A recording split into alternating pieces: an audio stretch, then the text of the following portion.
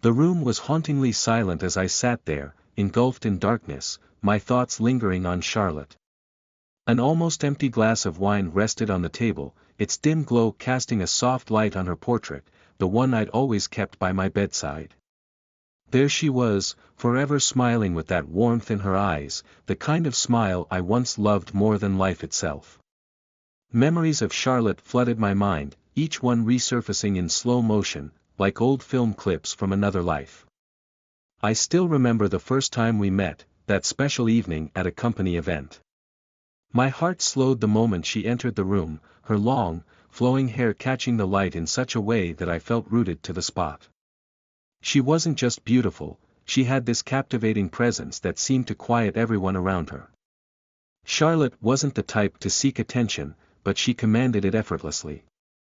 We were introduced through a few mutual friends, and I remember how nervous I felt as we started to talk. It had been years since anyone made me feel that way. Usually, I was the one steering the conversation, but with Charlotte, I found myself stumbling over my words, fumbling like a fool. She laughed softly when I clumsily spilled a little wine, and when she reached out to touch my shoulder, I swear the whole world stopped. "Charming," she said, her eyes sparkling as she looked at me. That moment was etched deeply into my memory. I can still feel that light touch on my shoulder, gentle yet confident. Charlotte was different.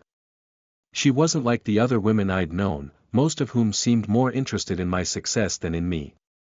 She didn't ask about my work, didn't care about my status or achievements, she was simply a woman living in her own world, finding joy in the little things. After that night, we started seeing each other more often. Our early dates were simple but meaningful, walking by the riverside, stopping at a small cafe Charlotte loved, where she'd always order her favorite special latte. We'd talk for hours about everything and nothing, from random life stories to the private fears she'd never shared with anyone else. She told me about her dreams of traveling the world, her favorite books, and the times she'd felt truly alone. The more I knew her, the more I realized how deeply complex and resilient she was. I didn't just feel love for her, she gave me a renewed sense of purpose. The days we spent together became the light in my life, a refuge from the pressures and stresses of my job. Her laughter, her warmth, erased all the burdens I carried. Now, sitting alone in this cold, empty room, I find myself wondering what caused it all to fall apart.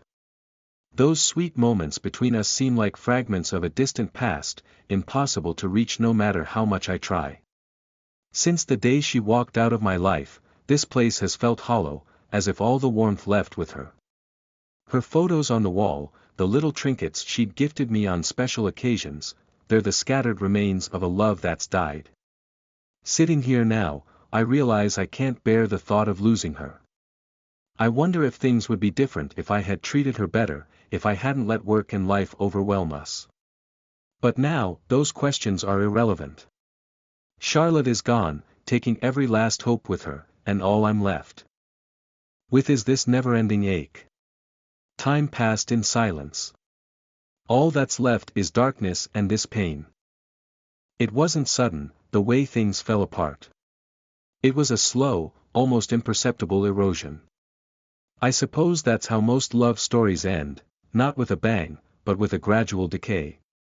It's funny how you don't notice the most important things slipping away until they're beyond your reach. Charlotte and I had built a quiet, beautiful rhythm in those early days. But as time went on, that rhythm started to feel offbeat, like a song played just slightly out of tune. I tried to ignore it at first, thinking it was just the natural progression of any relationship. But the signs grew louder, and ignoring them only made the silence between us grow heavier. It began with the late nights at work. I was in the midst of a demanding project, one that required endless hours and constant dedication. I'd tell myself I was doing it for us, for the future Charlotte and I would build together. But the longer the project stretched on, the more distant she seemed. I could feel her slipping away, even though she was still right there beside me. I started to notice little things. She wouldn't wait up for me anymore, and on nights when I finally made it home, exhausted but looking forward to seeing her. I'd find her already asleep, curled up on her side of the bed, facing away from me.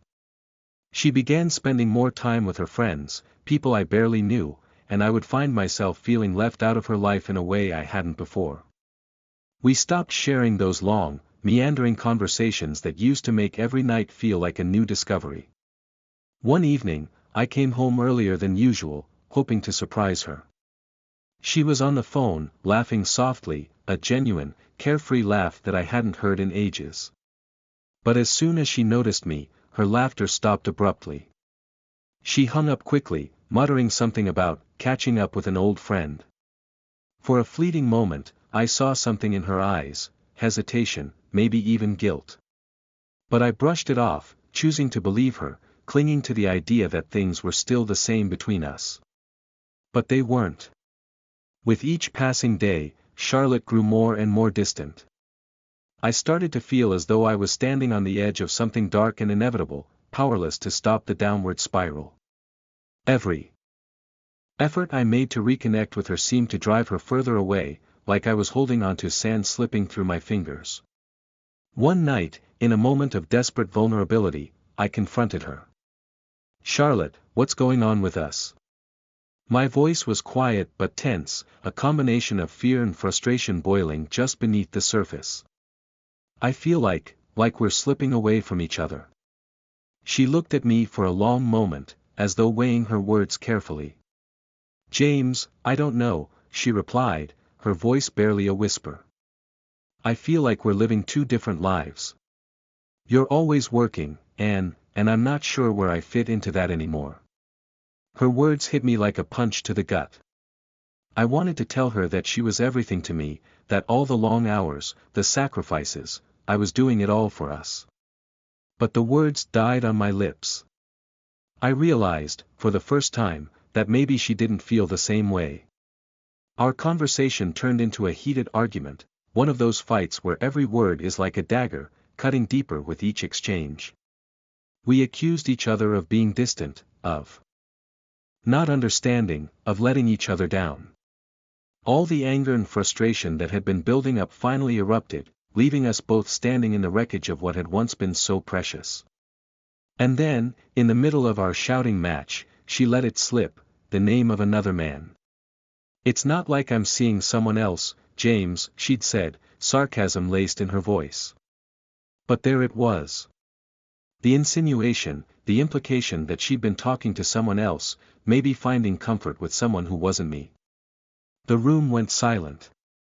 I stood there, staring at her, feeling as though the ground had been ripped out from under me. "Who?" I finally managed to ask, my voice barely audible. "It's nothing, James. Just a friend," she replied, exasperation evident on her face. But I couldn't shake the feeling that there was more to it. That night, I lay awake, the silence in our bedroom thicker than ever. Questions swirled in my mind, each one gnawing at my sanity. Who was this friend?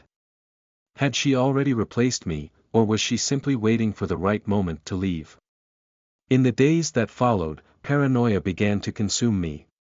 I tried to bury myself in work, but thoughts of Charlotte lingered, haunting me.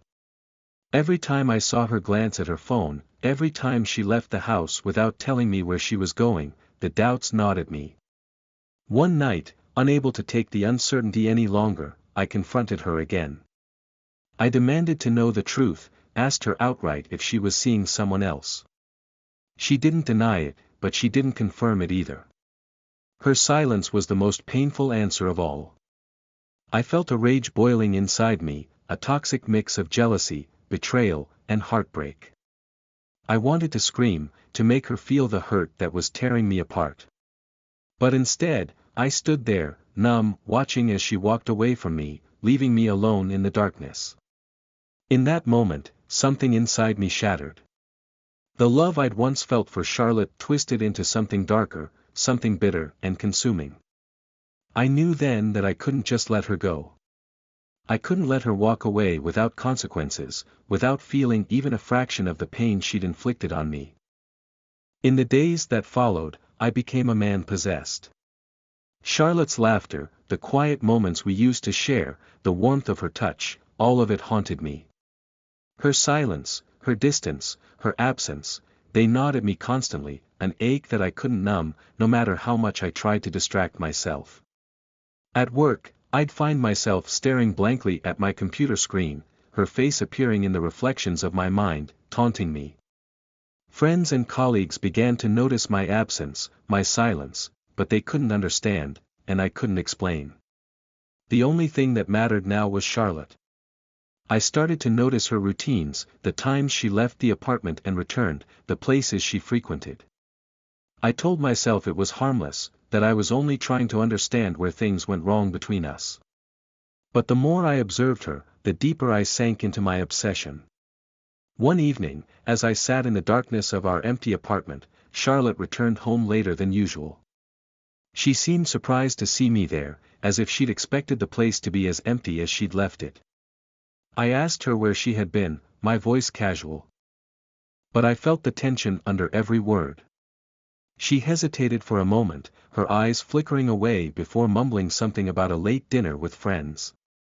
The lie was transparent, I could see it in her eyes, the way she wouldn't meet my gaze. It was as if I didn't exist in her world anymore. As she walked past me, I caught a faint scent that didn't belong to me or to our home. A new perfume? Or maybe, someone else's cologne. The thought tore through me, stirring something darker, something possessive. I tried to push the thought away, but it clung to me, refusing to be dismissed. She was hiding something, someone. And I was going to find out who. The following week, I began following her. I knew it was wrong, but I couldn't shake the sense that I needed to know the truth. Each time she left the apartment, I was there, blending into the crowd, watching from a distance as she navigated her new, separate life. She'd meet with friends, laugh with them, and for a brief moment, I would catch a glimpse of the Charlotte I used to know, the woman I had fallen so deeply for. But then, inevitably, she would pull out her phone, check her messages with a subtle smile. A smile I hadn't seen in months. It was as though she had found happiness somewhere else, a happiness I could no longer provide. Then one evening, I finally saw him. Tall, well-dressed, with a certain ease to his movements that made me feel as though he was everything I wasn't. Charlotte's face lit up as he approached her, her laughter spilling out freely as he leaned close to speak to her. They walked side by side, brushing shoulders, their gestures intimate in a way that made my blood boil. Every smile she gave him felt like a stab, each laugh like a betrayal. How could she move on so easily? How could she forget everything we had shared, everything we had meant to each other? I watched them, frozen in place, an ache filling me from within, expanding until it felt like I would burst. I had thought that knowing the truth would bring me closure, but it only fanned the flames. I felt a possessiveness that went beyond love, an urge to remind Charlotte that she belonged to me, that no one else had the right to hold her heart. I stayed outside that night, waiting for her to return. I didn't know what I would say, or how I would confront her, but I knew I couldn't just let her slip away, not like this. When she finally returned, I followed her into the apartment, confronting her as soon as she closed the door. "Where were you tonight?" I asked, my voice quieter than I intended, laced with a tension I couldn't hide. She turned to face me, surprised. "James, why are you still up?" "Don't play games, Charlotte," I replied, barely holding back the anger simmering beneath the surface. I saw you with him." She hesitated, her face clouding with guilt and frustration. "James, it's not what you think. I just needed someone to talk to." "Someone to talk to?" I echoed, the bitterness evident in my tone. "Why not talk to me? Or have I become that irrelevant to you?" She looked down, as if gathering her thoughts, then finally met my gaze. "Because every time I try, it feels like you're not really here. You're so caught up in your own world that there's no room for me in it anymore." The words hit me hard, each one sinking deep into a wound that had been festering for months. "So that's it?" I asked, struggling to keep my voice steady. "You'd rather share your life with someone else than try to fix what we have?" She sighed, a defeated expression in her eyes.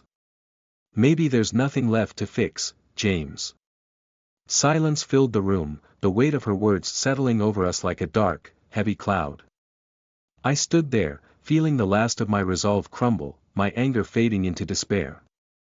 Charlotte turned away, retreating to the bedroom, leaving me alone in the cold, empty space we had once shared. Over the next few days, I could feel something changing within me, something dark and insidious. Love had turned into an obsession, a consuming need to make her remember what we had, to make her understand that she couldn't just walk away. I began leaving subtle reminders around the apartment, old photos of us, small trinkets from our early days, little notes with memories only we would understand. I wanted her to feel the weight of what she was abandoning, to make her realize that no one could replace the history we had shared. But instead of drawing her closer, it only seemed to push her further away. She grew more distant, her silences lasting longer, her glances colder. She stopped coming home at night, staying out later and later, until eventually, she didn't come home at all. And that's when I knew, I had lost her completely. The anger simmered again, mingling with the pain and betrayal until it twisted into something unrecognizable. I could feel it taking hold of me, reshaping my love into something darker, something that wouldn't be satisfied until I had made her understand the cost of walking away. As the days stretched on, I found myself making plans to ensure that Charlotte would never forget me, no matter where she went or who she was with. If she thought she could escape our memories, our love, she was wrong. No matter how far she ran, I would be there, haunting her every step. The days blurred together, each one feeling heavier, darker. Every empty night without Charlotte drove me further into despair. I stopped caring about my job, about friends, none of it mattered anymore. My mind was consumed with thoughts of her, of the betrayal, and of the man who had stolen her away from me. Sleep eluded me, every time I closed my eyes, I saw them together, laughing, holding each other, living a life that should have been mine. It was on one of these sleepless nights that I decided I couldn't stand it anymore. If Charlotte wouldn't come back on her own, then I would make her remember, force her to see that no one could love her as deeply as I did. My thoughts were tangled, logic slipping away as desperation filled every part of me. I found myself drawn to her things, the books she'd read over and over, the half-finished knitting project she'd left on the couch, her favorite coffee mug. They were like pieces of her, fragments of the life we'd shared. I wanted to use them somehow, to leave little reminders, signs that would make her think of me, of us, until she couldn't ignore them anymore. One evening, as I was walking past her favorite cafe, I saw her through the window. She was sitting alone, sipping a coffee, staring out at the street, lost in thought. She looked beautiful, more so than I'd remembered. But there was something else in her expression, a hint of sadness, a touch of loneliness. For a moment, I allowed myself to believe that maybe, just maybe, she missed me too. I waited outside, hidden just out of view, watching as she paid her bill and stepped out onto the sidewalk. She started to walk down the familiar path back to her apartment, and before I could stop myself, I followed her, keeping a safe distance, moving through the shadows. My heart pounded, a twisted thrill coursing through me as I watched her every step. It was wrong, I knew that, but I couldn't help myself. She was my world, my everything, and if I couldn't have her, then no one could. As the days went by, I grew bolder, finding ways to insert myself back into her life. I left notes on her doorstep, written in my handwriting, each one a memory we'd shared, a reminder of the love she'd once promised would last forever. I wanted her to remember the promises we'd made, the future we'd dreamed of together. If she wouldn't come back to me willingly, then I would haunt her until she had no choice. One night, I followed her to her new favorite bar, a dimly lit place tucked away in a quiet part of the city. She was sitting at the bar, her face illuminated by the warm glow of the lights, a glass of wine in her hand. I watched as she glanced at her phone, her expression growing softer as she read a message. My heart twisted painfully, knowing that it was him, the man who had taken her away. As I sat there, hidden in the shadows, a dark plan began to take shape in my mind. I couldn't let her go, but I also couldn't bear the thought of her with someone else. If she wouldn't come back to me, then I would make sure that she couldn't be with anyone else either. A part of me recoiled at the thought, but the pain and jealousy were too strong, too overpowering. I stayed at the bar until she left, following her back to her apartment. I watched as she unlocked the door and disappeared inside, the light in her window casting a faint glow onto the street below. Standing there, alone in the darkness, I felt something snap inside me. I couldn't go on like this, haunted by memories of a life that no longer existed. The next day, I began putting my plan into motion. I started small, sending her anonymous messages, subtle hints that someone was watching her. I knew her routines, her habits, the places she went to feel safe. I wanted her to feel the way I felt, trapped, desperate, unable to escape. Each message was carefully crafted, reminding her of moments we'd shared, words we'd once spoken. I wanted her to know that she couldn't just erase me from her life. At first, she tried to ignore them, brushing them off as a prank. But as the messages grew more personal, more invasive, I could see the fear in her eyes. She started looking over her shoulder, glancing around nervously whenever she left the apartment. I knew she was starting to feel my presence, the weight of my obsession pressing down on her. One evening, as she was leaving her building, I left a bouquet of roses on her doorstep, just like the ones I used to give her in the early days of our relationship. Attached was a note, a simple message that only she would understand: forever yours. She froze when she saw it, her face pale as she read the words. I watched from a distance as she glanced around, searching for me in the shadows, fear etched on her face. A part of me felt guilty, a flicker of remorse at the terror I was causing her. But another part of me felt satisfied, knowing that she would never forget me, that she would carry a piece of me with her no matter where she went. In the following weeks, her fear grew. She started changing her routines, taking different routes home, avoiding the places we used to go together. But no matter how hard she tried, she couldn't escape me. I was always there, a silent shadow, a constant reminder of the love she had once promised would last forever. One night, she called the police, reporting the messages, the flowers, the feeling that someone was watching her. I watched from across the street as she spoke to the officers, her face pale, her hands shaking. She was scared, truly scared, and I felt a twisted satisfaction in knowing that I had finally made her feel the depth of my pain. As the police left, she stood alone on the doorstep, her shoulders slumped, defeated. I wanted to go to her, to tell her that all of this could end if she would just come back to me. But I knew it was too late for that. We had crossed a line, both of us, and there was no going back. As the days slipped by, I felt the weight of my actions pressing down on me. I had become a ghost in Charlotte's life, haunting her every move, consuming her every thought.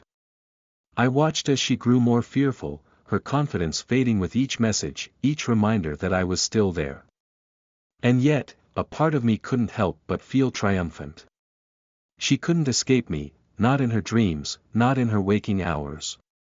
She was mine, even if it meant living in her nightmares. But as the thrill of control began to fade, guilt crept in. I could see the toll it was taking on her. She had lost weight, her skin had grown pale, and her once bright eyes were now shadowed with exhaustion.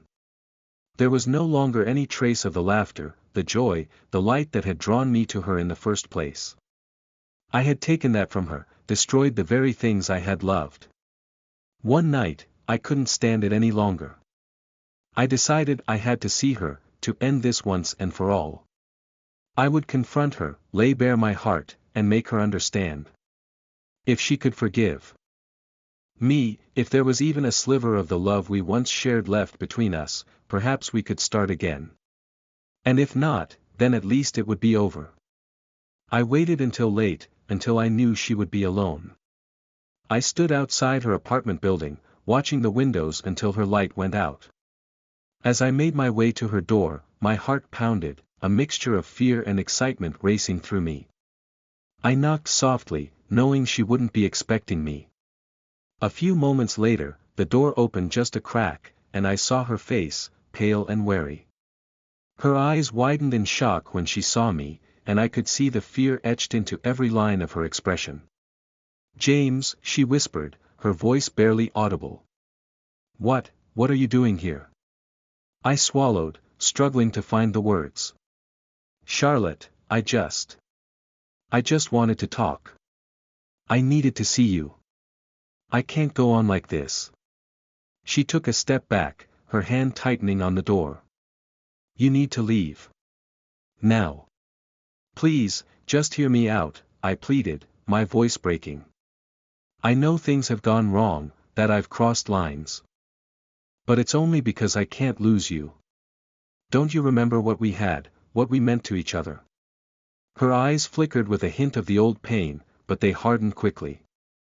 "James, that's over. You need to let me go. Whatever this is, it's not love. It's something else, something dark. You're scaring me." The words cut through me like a blade. I opened my mouth to respond, but before I could, a shadow appeared in the hallway behind her. My heart dropped as I realized who it was, the man I had seen her with, the one who had taken her away. He placed a protective hand on her shoulder, his face set in a look of quiet defiance. "Is everything okay here?" he asked, his tone calm but firm. I felt a surge of anger, jealousy, and despair all at once. This was supposed to be our moment, our chance to fix things. He had no right to be here, no right to interfere in the life that had once belonged to me. "I just wanted to talk to Charlotte," I replied, trying to keep my voice steady. "This has nothing to do with you." "But..." He didn't back down, his expression hardening. "I think you should leave. Charlotte doesn't need this, and neither do you." Charlotte's hand tightened on the door, and I could see the resolve in her eyes. She wasn't going to give me another chance. She had made her choice, and it wasn't me. The realization hit me like a physical blow, and for a moment, I felt myself unravel. "Fine," I whispered, the words barely escaping my lips. "If that's what you want." I turned and left, the door closing behind me with a final, crushing sense of finality. I stumbled down the stairs, out into the cold night air, feeling as though a part of me had been ripped away. The last shred of hope I'd been clinging to had vanished, leaving only emptiness in its place. In the days that followed, I tried to piece myself back together. But the emptiness remained, a hollow ache that no amount of distraction could fill. I spent hours wandering the city, aimless and lost, haunted by memories of a life that was no longer mine. I couldn't escape the thought of Charlotte, the way she had looked at me, the way she had chosen someone else. One evening, as I walked past the bridge where we'd shared our first kiss, I found myself stopping, staring down at the water below. The ache inside me had grown unbearable, consuming every part of me. I had lost everything, my love, my life, my very reason for existing. And now, there was nothing left. As I stood there, staring into the dark waters, a sense of calm washed over me. This was the end, I realized, the only way to finally escape the pain. I closed my eyes, taking a deep breath, and felt the weight of everything lifting, leaving me in a peaceful silence. But in that silence, a single thought emerged, a memory of Charlotte's laughter, her smile, the warmth of her presence. I realized that as much as I had tried to possess her, to make her mine, I had destroyed everything that made her happy. My love had twisted into something unrecognizable, something that had driven me to the edge. And in that final moment, standing on the edge of the bridge, I understood that letting go was the only way to truly honor what we had once shared. It was time to release her, to let her live a life unburdened by my darkness. Weeks later, Charlotte returned to her life, the shadow of my presence finally lifting. The messages stopped, the flowers stopped, and gradually, she began to feel safe again. She never knew what had happened to me, only that I had disappeared from her life as suddenly as I had haunted it. For her, there would always be a scar, a lingering fear, but she was free to move on, to find happiness. And for me, in the silence and solitude of my own descent, I had found the only peace left to me, the peace of letting go.